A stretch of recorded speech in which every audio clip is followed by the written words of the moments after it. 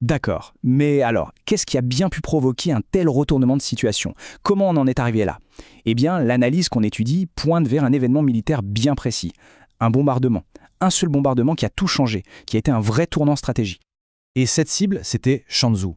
Attention, Shanzhou, ce n'est pas juste un village perdu sur une carte, c'était le cœur de la rébellion du M23. Leur quartier général, leur base logistique principale, tout passait par là.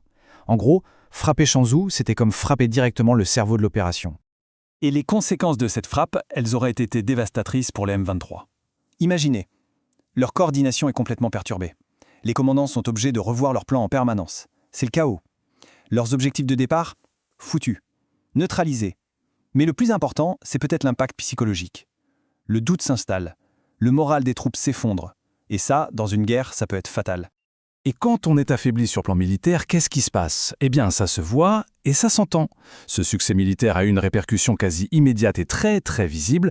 Le discours du M23 a changé du tout au tout. C'est assez spectaculaire. Avant, on avait droit à des déclarations du genre « Nous marcherons jusqu'à Kinshasa », la grande bravade. Et maintenant, on les entend réclamer le dialogue, la négociation. L'analyse est claire là-dessus. Ce n'est pas parce qu'ils sont soudainement devenus pacifistes, c'est tout simplement parce qu'ils reconnaissent leur nouvelle faiblesse sur le terrain. Quand on ne peut plus gagner par les armes, eh bien, on demande à parler. Et pendant que le M23 baisse le ton, l'armée congolaise, elle, fait exactement le contraire. Elle durcit sa position. Et cette citation du général Kenge, elle résume parfaitement ce nouvel état d'esprit.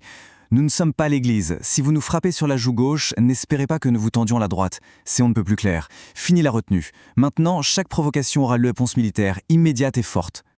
Il faut aussi comprendre que tout ça se passe dans un contexte international bien particulier.